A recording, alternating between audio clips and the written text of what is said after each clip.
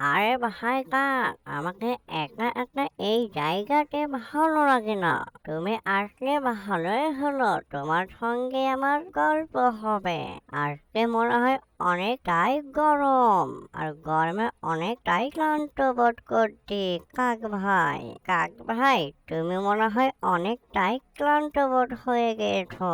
আহা ভাই পিঁপড়া, আমাকেও একা একা এই বন জঙ্গলে ভালো লাগে না। তোমার মতো বন্ধু কি এই বন জঙ্গলে পাওয়া যায়? তাই তো তোমার কাছে চলে আসলাম অনেক দূর পাড়ি হয়ে। আসলে পিঁপড়া ভাই, তোমার সঙ্গে কথা বলতে আমাকে অনেকটাই ভালো লাগে।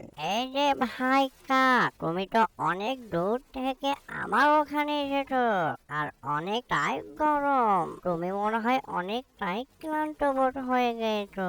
এই যা, তুমি তো গরমে ঘেমে গেছো অনেকটাই। দাঁড়াও, তোমার জন্য কিছু ফলের রসের ব্যবস্থা করি। ফলের রস খেলে তুমি অনেকটাই ক্লান্ত বোধ দূর হবে।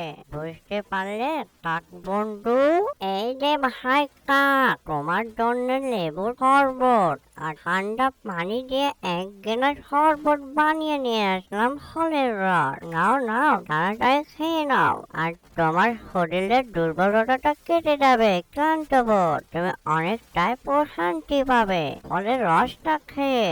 নাও নাও, তাড়াতাড়ি খেয়ে নাও কাক বন্ধু। হা পিঁপড়া ভাই, দাও তো তাড়াতাড়ি একটি ফলের রস, আমি অনেকটাই ক্লান্ত বোধ হয়ে গেছি।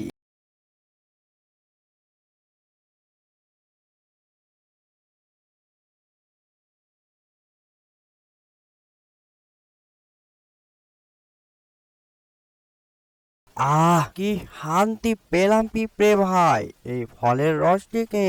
যা, তুমি একটি অনেক সুন্দর একটি ফলের রস বানিয়ে দিয়েছো। আমার ক্লান্ত বোধ দূর হয়ে গিয়েছে, অনেকটাই প্রশান্তি পাচ্ছি পিঁপড়ে ভাই। ফলের রসটি অনেক সুস্বাদু হয়েছে।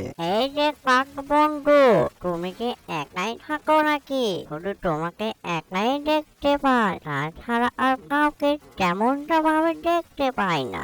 আচ্ছা কাক বন্ধু, তোমার বাসায় কে কে আসে বলো তো আমায়। একদিনও তো তুমি বললে না তোমার বাসায় কে কে আসে। তেমনটা ভাবে কেউ থাকে না, শুধু আমিই থাকি একা। যখন ভালো লাগে না তোমার কাছে চলে আসি বন্ধু পিঁপড়ে। ঠিক আছে বন্ধু, এবারকার মতো তাহলে আসি, আবার কালকে দেখা হবে তোমার সঙ্গে। অ্যানিমেশন কার্টুনটি যদি ভালো লেগে থাকে, লাইক কমেন্ট শেয়ার আর সাবস্ক্রাইব করতে ভুলবেন না। এরকম নিত্য নতুন ভিডিও পাওয়ার জন্য আমাদের চ্যানেলে সাথে থাকবে। এতক্ষণ সাথে থাকার জন্য সবাইকে ধন্যবাদ।